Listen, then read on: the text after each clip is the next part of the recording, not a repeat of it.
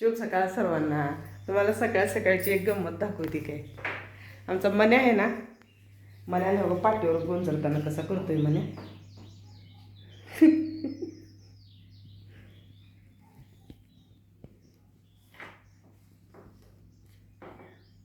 पाठीवर गोंजर करतो काय, पाठीवर गोंजर, तोंडावर गोंजर, तोंडावर गोंजरासाठी तसं करतोय.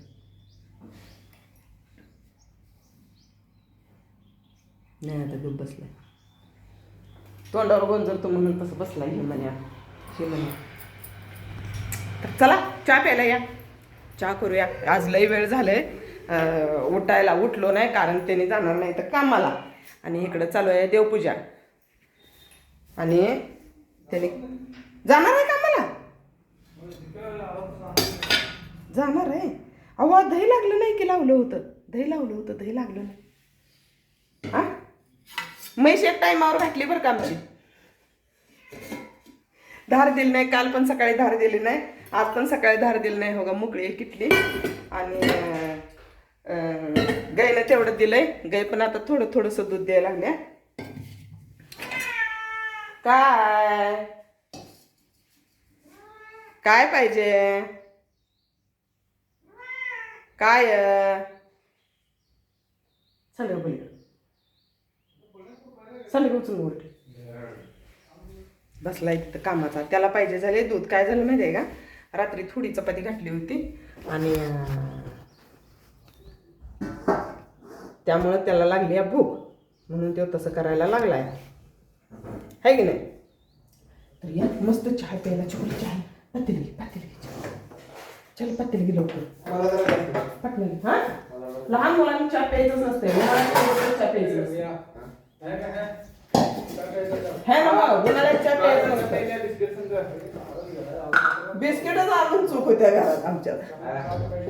बिस्किट आणलं ना डोकं हलते आमच्या पोरांचं. कधी एकदा बिस्किट संपवून, बिस्किट दिसलं तर दुपारी चहा करते. काय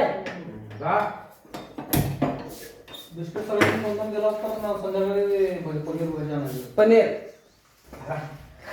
सगळंच बिस्किट घ्या. पनीर आणायचं म्हणल्यावर सगळंच बिस्किट घ्या, है ना. भैयाचा सगळ्यात आवडता मेनू म्हणजे पनीर आहे बरं का.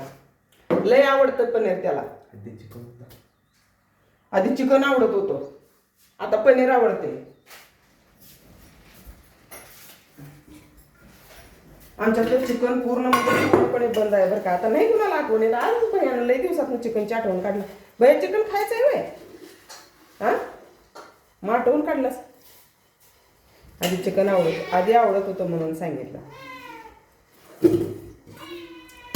बरं आपल्याला काय झालंय माहिती आहे का, त्या कोंबड्यावाल्याने फसवलंय, जाम फसवलंय. आता त्याची काही चूक नाही बरं का, कोंबड्यावाल्याची काही सुद्धा चूक नाही, कारण चूक आमची आहे. कशी आमची चूक आहे व, हा मी काय म्हणायला लागली होती, आपला आपण घरी कोंबड्या तयार करूया. नाही नाही म्हणले ह्याने, घरी काय तसला राडा करायचा नाही, विकतच घ्यायच्या. आणि विकत घेतल्या कोंबड्या, त्यानं कोंबडा पण दिला नाही, आणि दिल्या कोंबड्या 220 रुपयानं कोंबड्या दिल्या. त्यात एक सुद्धा कोंबडा नाही. चांगलं फसवलंय. आणि त्यासाठी आता काय तर करून 5 कोंबड्या त्यात आणून सोडायचं. आणि ह्याच्यानंतर आपण जे कोंबड्या करणार आहे, आता आणखी मी गटावरचं बचत गटाचं लोन काढून कोंबड्या करणार आहे. पण त्या कोंबड्या आहे ना, पिल्ली आणणार आहे, 1 दिवसाची पिल्ली. आपण पोल्ट्रीवाल्यांना विचारले, जे 1200 पिल्ली आणून तयार करते ते, त्यांना विचारले तर त्यांनी म्हणल्यात ज्या तलंगा असते त्या म्हणजे 75% कोंबड्या आणि 15% कोंबड्या असतात. त्यात 85% कोंबड्या, जवळजवळ 90% कोंबड्या आणि 10 ते 15% कोंबडा असतात. तर तशा कोंबड्या तुम्हाला घेऊन देतो म्हणल्यात. पिल्लं लहान, ते मशीनवर चेक केलं जातं म्हणा, आणि त्याच्यानंतर ती पिल्लं देते. ती कोंबड्याचं दर वेगळा असतं म्हणा. कोंबडा जे असतो ना, ते पिल्लू घेताना पिल्लू 40-45 रुपयाला एक पिल्लू भेटतं. आणि ज्या तलंगा असते त्या कोंबड्या असते त्यांना ती पिल्लू 20 रुपयाला एक पिल्लू भेटते. 18-20 रुपयाला एक भेटतंय म्हणा. तर आपण बघणार आहे, कारण लोन यायची वाट बघायला लागले. लोन येणार आहे आता. यावेळेस लोनचं जरा पुढं गेलंय, कारण नवीन परत दुसरा गट चालू केला त्यामुळे लोनचं जरा पुढे गेलं पण होईल आता 2 दिवसात लोन होईल.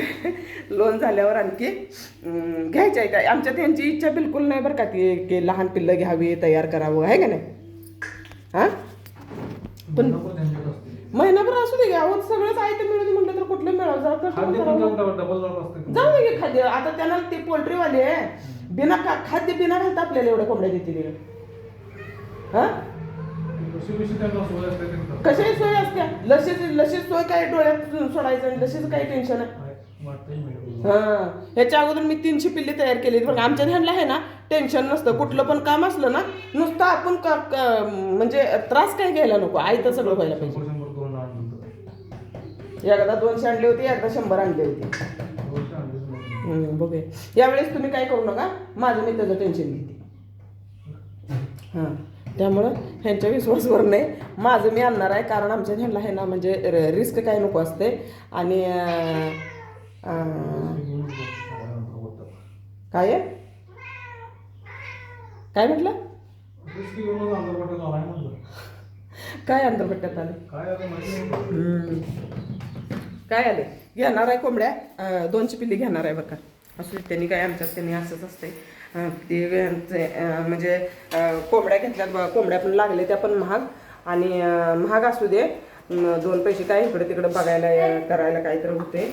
पण त्यात कोंबडं त्यानं अजिबात दिलं नाही. त्याला सांगितलं होतं 10 कोंबडं 50 तलंगा दे म्हणून त्यानं फक्त 50 तलंगाच आणला आणि 10 कोंबडा आणलाच नाही. त्यामुळं आता कोंबडा घ्यायचं म्हटलं तर आणखी 500 रुपयाला कोंबडा बसतोय. त्यामुळं आता असे ना का आणखी नाही म्हटलं तर 2000चं कोंबडं घ्यायला पाहिजे.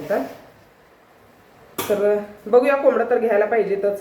एक पण कोंबडा नाही आमच्यात त्यामुळे कोंबडे घ्यावं लागणार आहे. तर आणि पहिल्यांदा घेतानाच आम्ही त्याला म्हणजे टाकताना तो कोंबड्या टाकताना काय म्हटला ह्यात 5 कोंबड्या आहेत म्हटला. मग आम्हाला वाटलं अजून कोंबडं म्हणजे निवडलं नसत्याला दिसत नसल म्हणून बघितलं तर आता कोंबड्या घेऊन महिना झाला त्यात कोंबडा अजिबातच दिसत नाही. त्यामुळं 100% त्यानं फसवलंय आणि त्यानं फसवण्यापेक्षा आमची महाचूक आहे. आम्ही त्याच्यावर पूर्ण विश्वास ठेवला है ना. आणि असू द्या अशा ठेसा लागल्याशिवाय आपल्याला कळत नाही कुणासंग कसं वागायला पाहिजे कुणासंग किती विश्वास ठेवायला पाहिजे कोणावर आणि आपण कसं वागायला पाहिजे समोरचं आपल्यासंग कसं वागतोय आपण कसं वागायला पाहिजे.